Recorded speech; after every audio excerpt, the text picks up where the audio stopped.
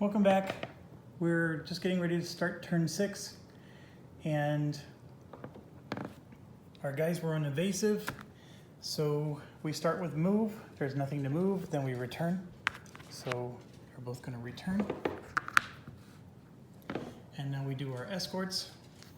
So this guy is going to return. There's nobody for him to attack. This guy is going to return and nobody for him to attack. We're going to roll for all three. I rolled a 3 for the guy at the top. He goes tail high, which is there. The middle one, I rolled a 4. Goes to above trailing.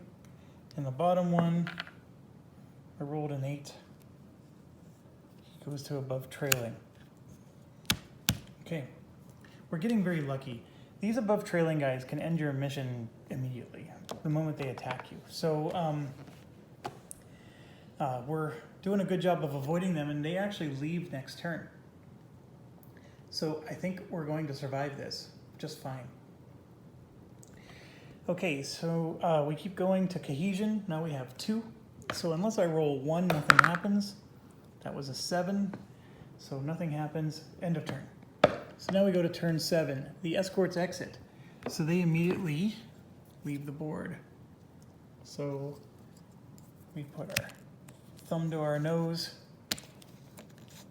Tell them that our Japanese allies say sayonara. And put those out of the game. So we are now home free. So we're going to return, like so. And do a cohesion check. It failed. So now we're on the very last turn of the mission. So it's all or nothing. We're going in high and low.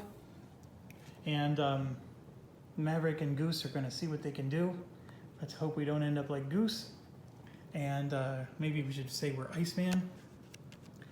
And we do cohesion check one last time. Nothing happens. So now we do our attack. We're going to pick on this guy.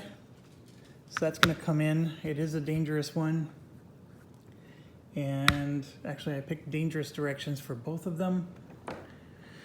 Oh, but we still need to pick on him because we want to down a plane.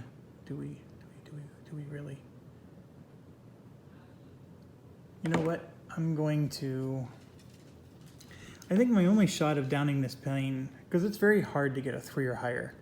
Usually you get 2s and 1s for damage. So let's say he did 3 damage and he did 3 damage. It's still not enough to down the plane.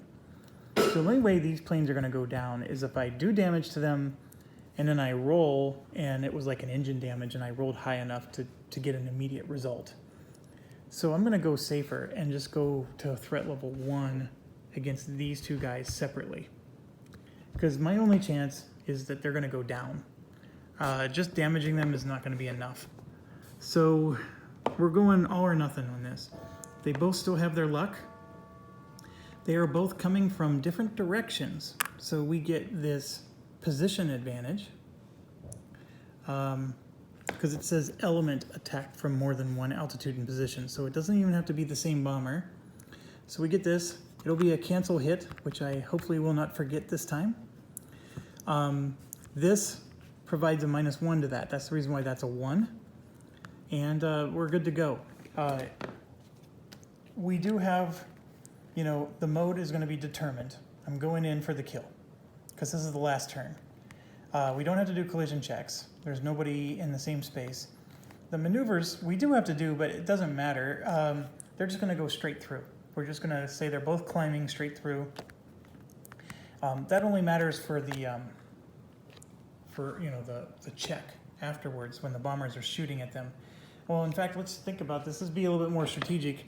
He's going to roll right climb, so he will go somewhere that's less dangerous, and he's going to roll left climb, so he's going to go this way. So that's less dangerous for him. So they're both going to go towards the tail. And they're both going to climb, just to keep it simple. Okay, so with that said, we got our advantage. We now attack. So they're both oblique cards, even though they're from different directions. And they're both threat level 1. And the difference, though, is Freeling is high, the other one's low. I forgot to mark that. So he's coming in high, the other one's coming in low. So we're going to do the low guy first. Okay, threat level 1, low, no damage, and he's going to go 1 this way, which is a threat level 1. So nothing happens. For him, back up, back up, back up. They're determined, not evasive. We do a collision check. Oh. Okay, collision check. It is. What you want to do is you want to grab the blocks and markers sheet. You open it up, and the collision check, you're going to do this with one hand, is here. So we're doing a collision check. This is with the bomber. So we're going to draw a proximity card and place it on the fighter. So here we go. Oh, no impact. Excellent, excellent, excellent. Okay, had there been more turns to the game, this marker would actually stay on and count for the cohesion check. It's the last turn of the game. No need to keep it. So we survived that, and that's good. Okay, next one is coming in high, threat level 1. And another bad outcome. He takes a hit. We will use his luck. I don't even need to write it on the sheet, even though I already did and crossed it out. It's the last turn of the mission, so he's not going to get a chance to do it again. But Freeling moves 2 spaces. So he's going to go 1. And then if you hit the edge of the map, you have to stop. So this is a 0 there.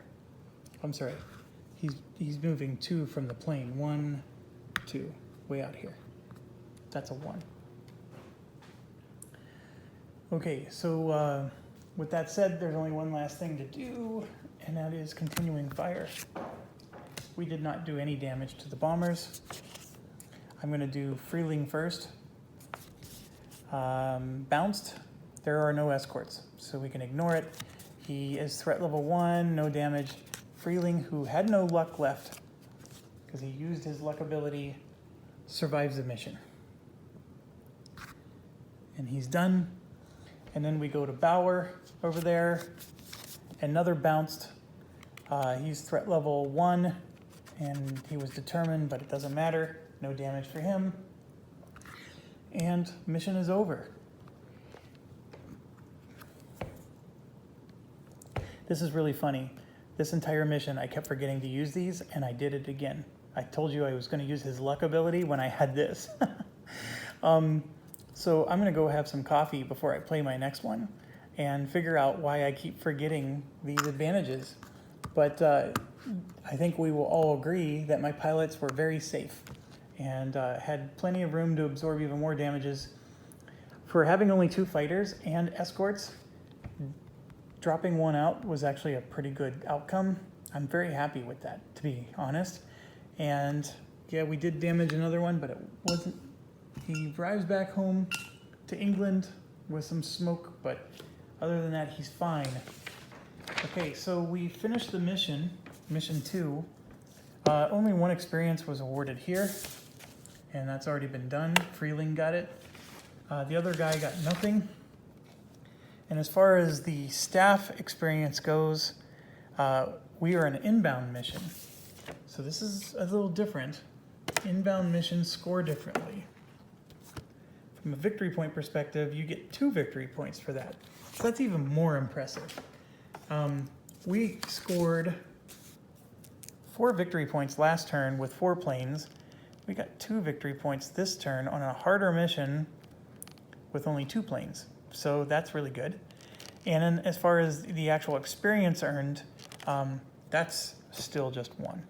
So we're at 1. So this is 5 total now. And then that's 6 total. And no pilots were killed. So we're going to set up for mission 3, 1942. For those of you who have been keeping track, you probably already are aware of this, but we have 6 victory points in 1942. We have now surpassed the loss condition, so meaning that we are not losing this scenario. So the campaign, no matter what, is going to make it to 1943. So YouTube is awful with uploading these videos. It takes forever, and I guess I've committed to uploading a lot more. That's fine. I'm having a good time. I love playing this game. I hope those of you who are watching find it helpful in your determination of whether you like the game. And please feel free to send feedback. If I'm getting a rule wrong, I especially want the feedback. If I forgot to do a token in one spot, but I remembered the other 12 times, I don't really care about that feedback as much because I can't do anything about it anyways.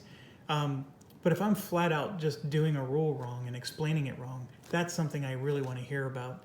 I still have like some weird questions. Sometimes like, when exactly does the mission end? I still got to see if I can look that up. Like, for example, if all the planes are destroyed, you know, do I still have to do a continuing fire phase? I mean, if I do, who's doing the firing? It's questions like that. But those are really minor, and I'm okay with my house rule of if they're all down, there's no continuing fire, and the mission immediately ends. So anyways, I know there's a lot of stuff you don't see, like you don't see the dogfight box used. We have yet to use any of these tables, but trust me, that's an excellent, excellent thing, because these are all, your fighter was wounded or damaged, and now you're determining whether or not your pilot dies. We don't like that, so we want to avoid these boxes as much as we can. So there's a lot of things, and then there's even, once we get to 1943, you guys are going to get to see how bombs work. Rockets are not in early 43, but cannons are. Cannons and rockets, or cannons and bombs, are pretty interesting. I am still not decided on whether I like bombs. I think I do when you have Ju-88s helping you. I'm not sure I like them when the other planes are using them. And I'll explain those when we get to that campaign. But anyways, thank you all for watching. We just now finished mission 2, off to mission 3, and I will get that going in the next video.